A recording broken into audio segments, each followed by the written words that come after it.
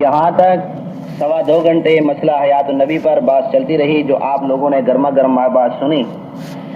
اس میں فریق اول کی طرف سے حضرت مولانا حبیب اللہ صاحب ڈیروی مدرس مدرسہ نصرت العلوم، اور دوسری طرف سے جمعیت اشاعت توحید اور جمعیت نوجوانان توحید و سنت کی طرف سے حضرت مولانا محمد یونس صاحب نعمانی، جو کہ آپس کے اندر مناظرے کی بات کو چلاتے رہے۔ اب اس کے بعد مسئلہ حیات کے بعد دوسرا ٹرن ہے مسئلہ سما کا، اور مسئلہ سما اور حیات کے درمیان یہ آدھ پون گھنٹہ ریسٹ کے لیے رکھا گیا ہے، تاکہ مناظرین ریسٹ کر کے آرام کر کے چائے وغیرہ پی کے دوسری ٹرن کو شروع کیا جائے۔ اب اس پہلی ٹرن میں بھی آپ نے سنا کہ اس کے اندر مناظرین حبیب اللہ صاحب ڈیروی تھے اور ان کے معاون مولانا نواز بلوچ صاحب تھے، اور معاونین میں حضرت مولانا عبدالحق خان صاحب بشیر، صاحبزادہ حضرت مولانا سرفراز خان صاحب صفدر، اور انہی کے ساتھ شریک مولانا عبدالقدوس کارن اور دیگر رفقا کے ساتھ ساتھ ماسٹر محمد امین صاحب اوکاروی، وہ بھی ان کی پشت بنائی کر رہے تھے، یعنی ان کا تعاون کر رہے تھے۔ اور فریق ثانی کی طرف سے مولانا محمد یونس صاحب نعمانی، مولانا محمد عبداللہ صاحب راشد اور حافظ محمد اسلم صاحب اور مولانا رحمت اللہ صاحب، یہ صدر مناظر معاون مناظرین تھے، اور ان کے تعاون میں پیچھے بیٹھے ہوئے پیر طریقت حضرت مولانا سید عنایت اللہ شاہ صاحب بخاری کے صاحبزادے حضرت مولانا سید ضیاء اللہ شاہ صاحب بخاری اور دیگر رفقا شریک تھے۔ اب جب کہ مناظرین آرام کر رہے ہیں، چائے پی رہے ہیں، آپ بھی 2.5 گھنٹہ کے سننے کے بعد تھکے ہوں گے، کچھ دیر آپ بھی آرام کر لیں، چائے پی لیں، اور دوسری طرف سے مسئلہ سماج شروع سے سنیں۔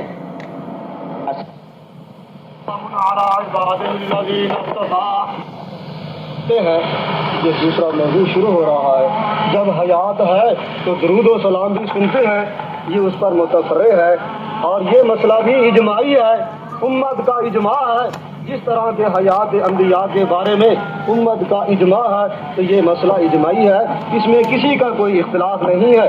میں اپنے اکابر علماء دیوبند اور اہل سنت والجماعت کا عقیدہ واضح کر دوں۔ حضرت گنگوہی رحمہ اللہ تعالی فتاوی رشیدیہ میں فرماتے ہیں، مگر انبیاء علیہ السلام کے سما میں کسی کو خلاف نہیں ہے، اسی وجہ سے ان کو مستثنا کیا ہے۔ اور دلیل جواز یہ ہے کہ فقہا نے بعد سلام کے وقت زیارت قبر مبارک کے شفاعت مغفرت کا عرض کرنا لکھا ہے، بس یہ جواز کے واسطے کافی ہے۔ فتاوی رشیدیہ صفحہ 123۔ اسی طرح صفحہ 173 کے اندر حضرت لکھتے ہیں، انبیاء کو اسی وجہ سے مستثنا کیا کہ ان کے سما میں کسی کو اختلاف نہیں۔ تو انبیاء علیہ السلام کا مسئلہ، اس میں کسی کا کوئی اختلاف نہیں ہے، امت کا مجمع علیہ مسئلہ ہے۔ اس لیے یہ حضرات اسی وجہ سے یہ صاف لکھ رہے ہیں کہ یہ امت کا اختلافی مسئلہ نہیں ہے۔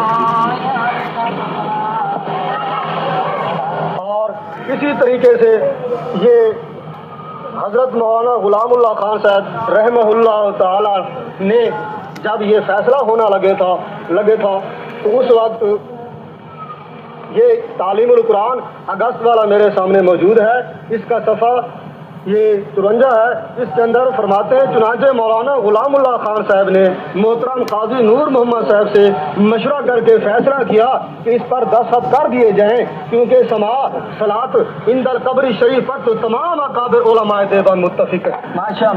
تمام اکابر علماء دیوبند، حضرت مولانا حسین علی صاحب بھی ہمارے اکابر علماء دیوبند میں سے ہیں، حضرت مولانا غلام اللہ خان فرما رہے ہیں کہ تمام اکابر علماء دیوبند اس پر تو متفق ہے، اور یہی وجہ ہے کہ اس فیصلے پر یہ اتفاق ہو گیا۔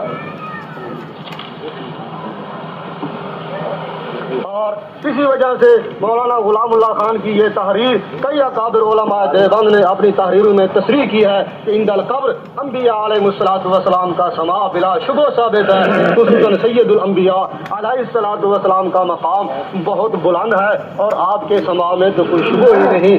یہ ستمبر سن 1959 صفحہ 11 یہ رسالہ تعلیم القرآن، اس کے اندر مولانا غلام اللہ خان کا یہ فیصلہ موجود ہے۔ اور اسی طریقے سے یہ تمام اشاعت توحید والے اس مسئلے کو، یہ میرے پاس تعلیم القرآن کا ایک اور پرچہ ہے، یہ جنوری سن 1960 کا، اس کا صفحہ 131 ہے۔ اس کا صفحہ 131 ہے، اس کے اندر مولانا قاضی عبدالشکور صاحب یہ مسئلہ حیات النبی صلی اللہ علیہ وسلم اور ترجمان اسلام کے نام سے لکھ رہے ہیں کہ علماء، صفحہ 31 اور پھر صفحہ 32 تک یہ مسئلہ جا رہا ہے، اور اس کے اندر یہ لکھ رہے ہیں کہ علماء وفاق المدارس نے یہ شکایت کی کہ اکابر علماء نے بیٹھ کر اس صورتحال پر غور کیا جو مولانا غلام اللہ خان صاحب اور ان کے مدرسہ کے طالب علموں کی سختی، تیزی اور اکابر علماء کی مخالفت سے پیدا ہو رہی ہے۔ اس کے بعد کچھ علماء کے نام گنائے ہیں، اس کے بعد یہ الفاظ مرقوم ہیں، سب علماء حق علماء دیوبند نے اس مسئلہ کی اہل سنت والجماعت کے مطابق سختی سے اعتقاد رکھنے کی تاکید فرمائی کہ حضرت روضہ اطہر میں جسد مبارک کے ساتھ حیات ہیں، آپ درود و سلام سنتے ہیں، اس کا جواب دیتے ہیں۔ یہ وفاق المدارس والے علماء نے یہ میٹنگ کے اندر یہ فیصلہ کیا اور یہ ترجمان اسلام نے شائع کیا۔ اب اس پر افسوس ظاہر کرتے ہوئے یہ لکھ رہے ہیں کہ یہ فیصلہ تو تعلیم القرآن کے اندر چھپ چکا ہے، ہمارا بھی یہی عقیدہ ہے۔ کہتے ہیں چنانچہ ماہ نامہ تعلیم القرآن بابت ماہ ستمبر سن 1959 میں انہوں نے تصریح کی ہے کہ حیات برز کی ہے نہ دنیاوی اور وہ اعلیٰ عرفہ ہے، روح کا تعلق باقی ہے اور تناؤ وغیرہ میں اجساد کو بھی شمولیت ہے، یعنی اجساد بھی نعمتیں حاصل کر رہے ہیں، لذتیں اٹھا رہے ہیں، صرف روح نہیں، اور اسی تعلق پر مبنی ہے۔ البتہ اس تعلق کی کیفیت ہمیں معلوم نہیں ہے۔ اس کے بعد تحریر فرماتے ہیں، کئی اکابر علماء دیوبند نے اپنی تحریروں میں تصریح کی ہے کہ عند القبر انبیاء علیہ الصلوۃ والسلام کا سماع بلا شبہ ثابت ہے، خصوصاً سید الانبیاء علیہ الصلوۃ والسلام کا مقام بہت بلند ہے اور آپ کے سماع میں تو کوئی شبہ ہی نہیں۔ اتنے صاف اعلان کے بعد بھی اگر کوئی شخص ضد پر اڑا رہے اور ان کے خلاف نفرت پھیلانے میں مصروف رہے تو پھر ہم اس کا کیا مقصد سمجھیں گے؟ تو ان اکابر کے خلاف نفرت پھیلانے والا کون ہے؟ یہ ان کے عقیدے کو غلط ثابت کرنے والا کون ہے؟ ہم تو یہی کہتے ہیں کہ ان کا یہی عقیدہ تھا۔ اب اس کے بعد یہ فرما رہے ہیں کہ یہ عقیدہ کس کس کا تھا، ان علماء کے نام لکھے۔ کہا کہ شیخ الحدیث مولانا عبد الرحمان صاحب سابق شیخ الحدیث مدرسہ مرزا سہارنپور، اور مولانا عبدالشکور صاحب، مولانا طاہر صاحب پنج پیر مردان، مولانا عبدالحادی شاہ صاحب منصور، شیخ الحدیث مولانا غفران، شیخ الحدیث حضرت مولانا قاضی شمس الدین صاحب، اور شیخ التفسیر حضرت مولانا نور محمد صاحب، حضرت مولانا سید فیض علی شاہ صاحب سابق مدرس دارالدیوبند، شیخ طریقت حضرت مولانا سید عنایت اللہ شاہ بخاری، یہ سب کا یہی عقیدہ لکھا ہے۔ اب تک تو یہی عقیدہ قرآن کے مطابق تھا، اب آپ حضرات کے نزدیک یہ قرآن کے خلاف کیوں ہو گیا؟ سمجھ نہیں آتی۔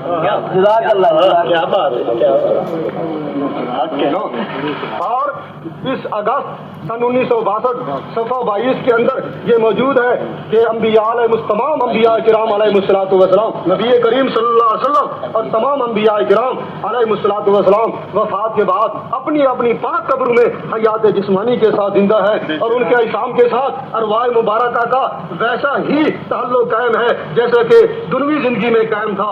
وہ عبادت میں مشغول ہوتے ہیں، نمازیں پڑھتے ہیں، انہیں رزق دیا جاتا ہے، وہ قبور مبارکہ پر حاضر ہونے والوں کا صلاۃ و سلام بھی سنتے ہیں وغیرہ۔ علماء دیوبند نے یہ عقیدہ کتاب و سنت سے وراثت پایا ہے اور اس بارے میں ان کے سوچنے کا طرز بھی متوارث ہی رہا۔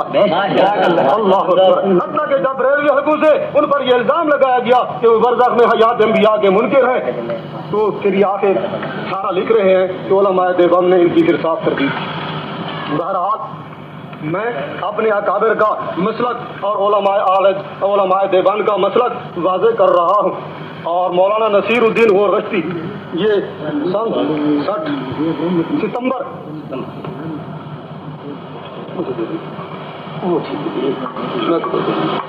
یہ مولانا نصیر الدین صاحب غور رشتی یہ رسالہ تعلیم القرآن ہے، یہ ماہ ستمبر ہے، صفحہ اس کا 25 ہے، ذرا نوٹ کر لے، یہ اس کو پھر دیکھ لے۔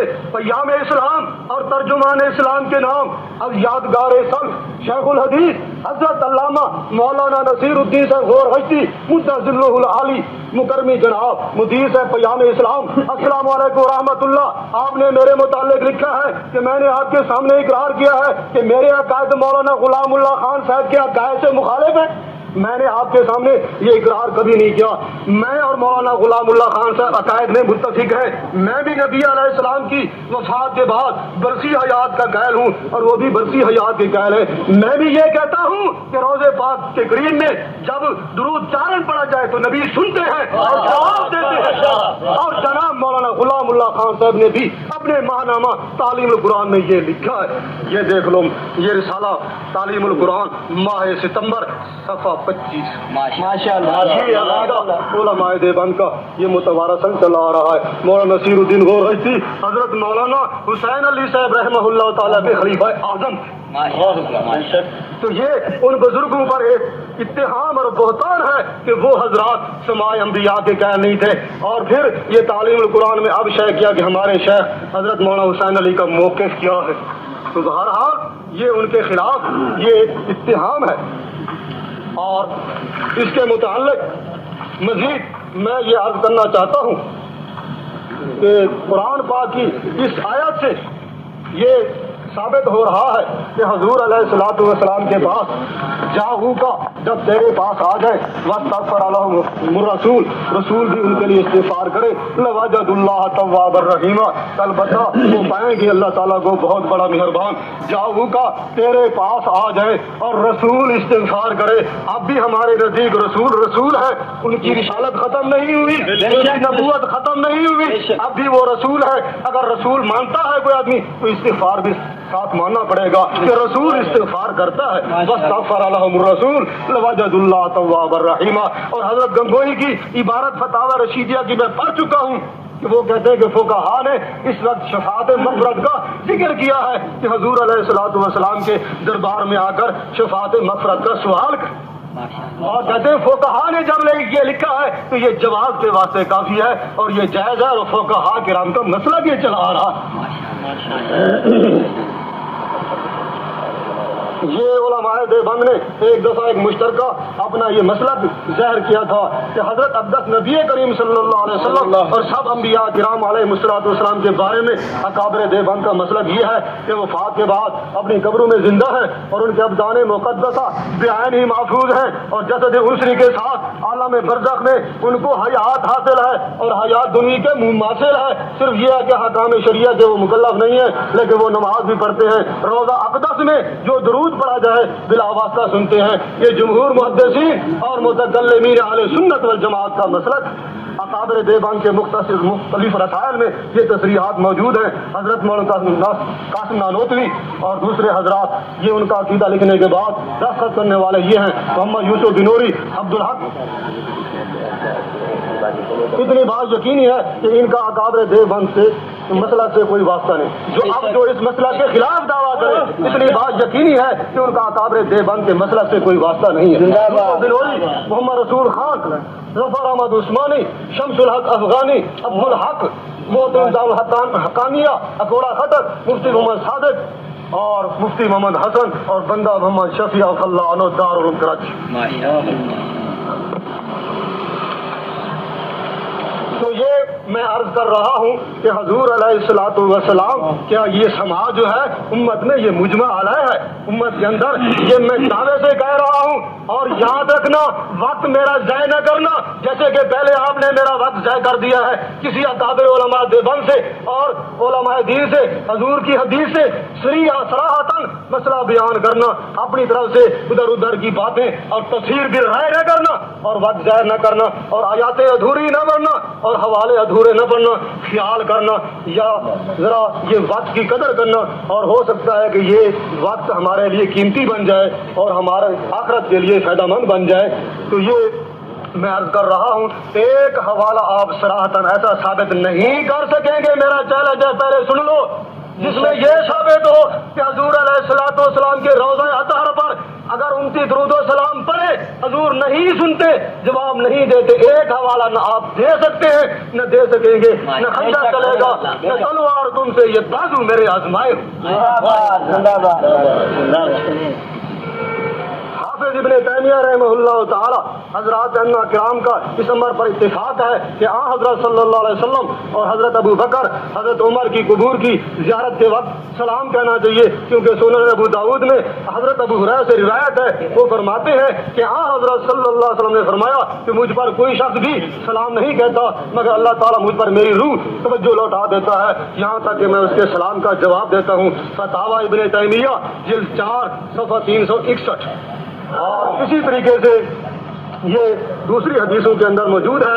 انشاءاللہ یہ ساری احادیث میں بیان کرنے والا ہوں اور ترتیب سے اس کو بیان کروں گا، لیکن یہ عقیدہ واضح کرنا تھا اور اس عقیدے کی وضاحت ضروری ہے تاکہ دنیا کو پتہ چل جائے کہ اکابر علماء دیوبند کے ساتھ، اہل سنت والجماعت کے ساتھ کس فریق کا، کس گروہ کا تعلق ہے اور کون سا فریق اس کے ساتھ تعلق نہیں رکھتا. ماشاءاللہ جزاک اللہ. نحمدہ ونصلی علی رسولہ الکریم. بزرگوں، دوستوں، عزیزوں،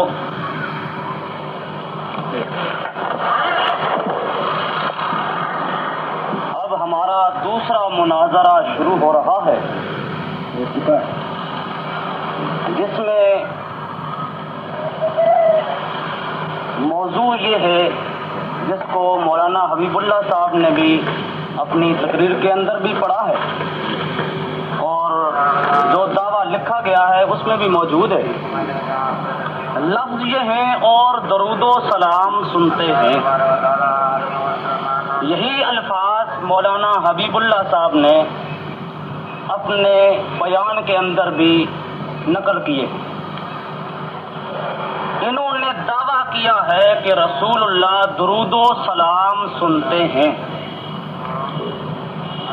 اور شرائط کے اندر یہ بات بھی طے ہو چکی ہے کہ سب سے پہلے نمبر پر قرآن کریم پیش کیا جائے گا، دوسرے نمبر پر احادیث صحیحہ، تیسرے نمبر پر اجماع امت اور چوتھے نمبر پر اقوال فقہائے کرام اور پھر پانچویں نمبر پر علماء دیوبند، اکابرین دیوبند کی عبارات کا مسئلہ ہے.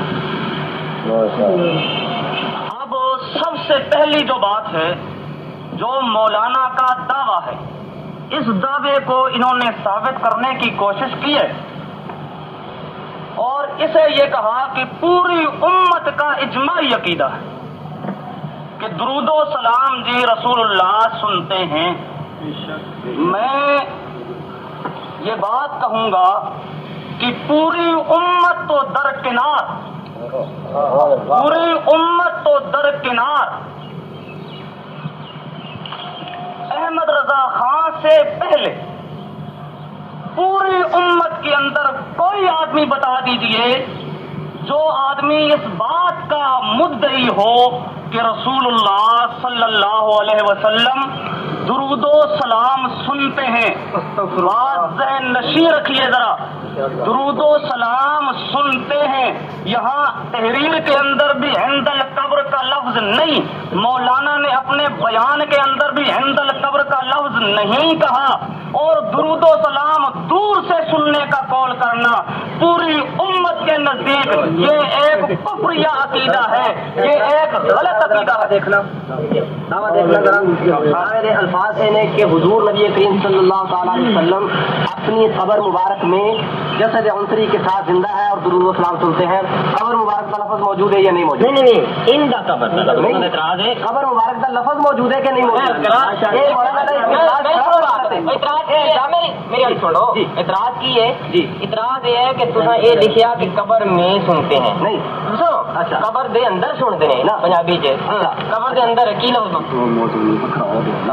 نہیں نا درود و سلام سنتے ہیں، سمجھو نا. درود و سلام کوئی قید نہیں بھی نیڑے سنتے ہیں تے دوروں سنتے ہیں. یہ مطلب دو طرح، یہ مطلب ہے قریب تو بھی سنتے ہیں. صلی اللہ علیہ وسلم اپنی قبر مبارک میں جسد عنصری کے ساتھ زندہ ہے اور درود و سلام درود و سلام سنتے ہیں. بالکل ٹھیک ہے. اس سے وقت کی اصل وضاحت کرنی میں مان لیا آپ یہ کہنا چاہتے ہیں کہ قبر میں سنتے ہیں، یہ کہنا چاہتے ہیں قبر میں سنتے ہیں. وضاحت کی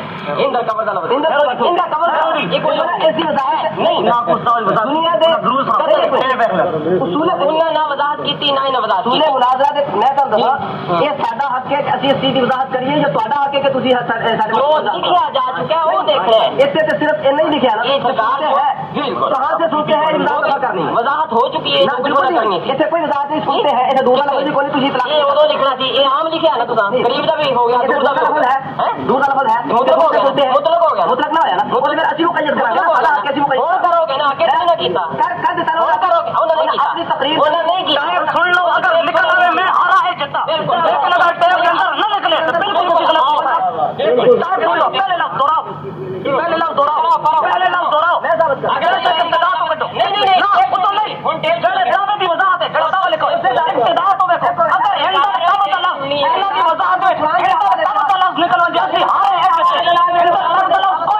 تعلیم قرآن تعلیم قرآن سے مولانا غلام اللہ خان صاحب اگر پڑھو اعتماد نہیں مولانا غلام اللہ خان صاحب سے اعتماد نہیں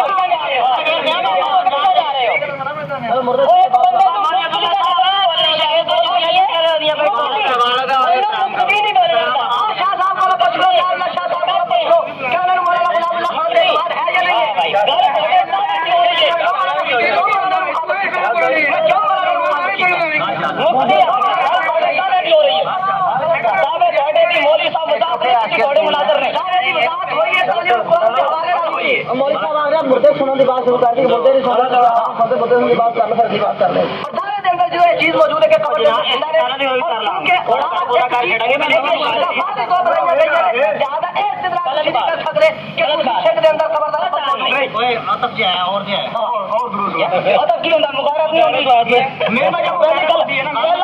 پہلا موضوع ہی رکھا ہے وہ ختم ہو گیا اور دوسرا موضوع حکم میں ہوتا ہے قبر میں زندہ ہے اور قبر میں صلاۃ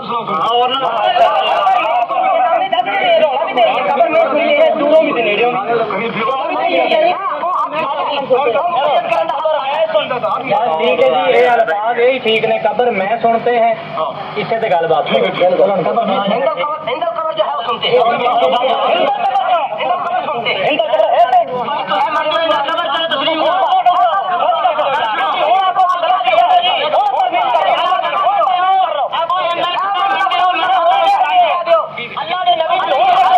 قبر مننے دور دا نہیں مننے چلو مکمل لکھ چھڈو تسی اندر قبر مننے لو اندر قبر ہن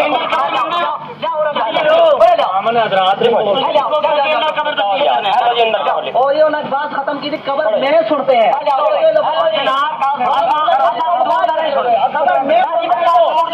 کوئی نہیں کوئی جی تھی آخو جی ٹھیک ہے جی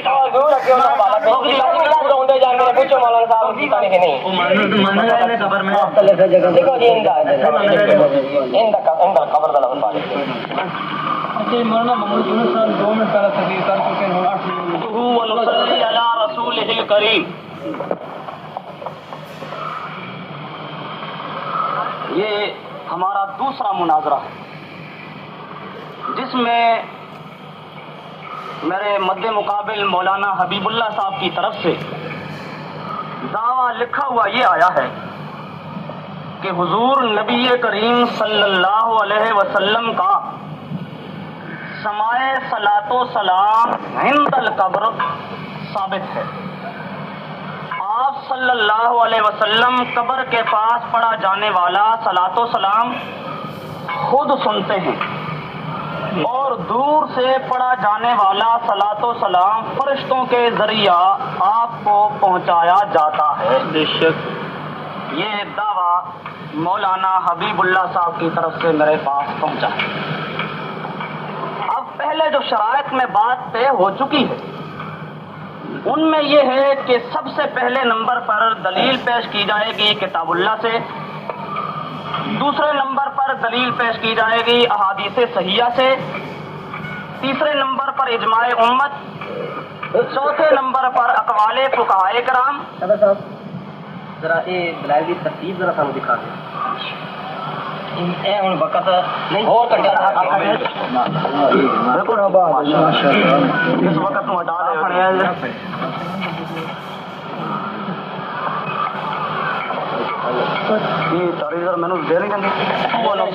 رسول کریم. یہاں دلائل میں قرآن پاک، احادیث صحیحہ، اجماع امت، اقوال فقہائے کرام اور عبارات علماء دیوبند کی روشنی میں پیش کیے جا سکیں گے. اب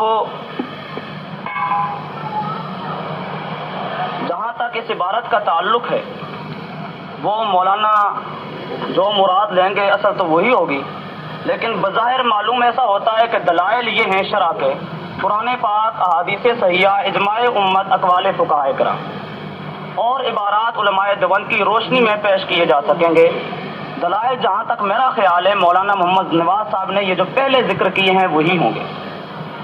بہرحال میں ترتیب کے سلسلہ میں کوئی بات نہیں کہنا چاہتا جب انہوں نے خود وضاحت کر دی ہے.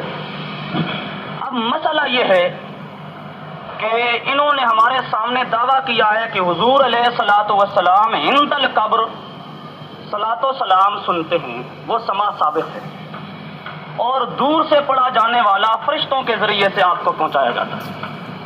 اس دعوے پر مولانا نے کسی قرآن کریم کی آیت سے استدلال نہیں کیا، کسی صحیح حدیث سے استدلال نہیں کیا، اجماع امت کے ذریعے سے اس کو ثابت نہیں کیا، فقہائے کرام کے اقوال کے ذریعے سے اس کو ثابت نہیں کیا.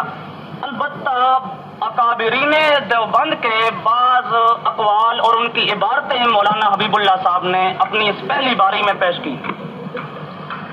ان عبارات کے سلسلہ میں اتنا ہی کہوں گا کہ ہمارے نزدیک دلائل شرع کے 4 ہیں. علماء دیوبند کی اب عبارات وہ ہمارے لیے شرعی دلیل کی حیثیت نہیں رکھتی. علماء دیوبند کی عبارات اور علماء دیوبند کی خدمات، ان تمام چیزوں کے ہم اپنے طور پہ اشاعت کرنے کے اور انہوں نے جو توحید و سنت کے لیے کام کیا ہے اس کو زیادہ سے زیادہ پھیلانے کے اس کے حق میں ہیں. لیکن دلیل شرعی علماء دیوبند کو ہم قطعا نہیں سمجھتے. اور میرا یہ ایمان ہے کہ ہمارے اکابرین دیوبند وہ کبھی بھی دلائل شرع کے خلاف کوئی فیصلہ نہیں کر سکتے.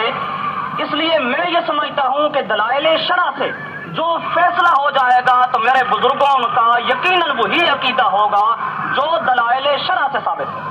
اور جو بات دلائل شرع سے ثابت نہیں، میں سمجھتا ہوں کہ میرے بزرگ ان دلائل شرع کے خلاف کوئی مسلک اختیار کرنے والے نہیں ہیں. یہ تو میں نے تھوڑا سا حصہ دور سے فرشتوں کے ذریعے سے پہنچایا جاتا ہے. گویا کہ دونوں جملے لکھے ہیں الگ الگ. گویا کہ مولانا کے ذمہ یہ بات بھی ہے کہ ثابت کریں کہ قریب سے تو سنتے ہیں، اور یہ بھی ان کے ذمہ ہے کہ ثابت کریں کہ دور سے نہیں سنتے. ایک بات اب میں مولانا سے یہ مطالبہ کروں گا کہ ان دونوں چیزوں کو قرآن کی روشنی میں، قرآن سے، حدیث سے، اجماع امت سے، اقوال فقہاء کرام سے، ان سے دونوں باتوں کو اپنے طور پر ثابت کرنے کی کوشش کریں. ثابت کریں کہ عند القبر رسول اللہ سنتے ہیں.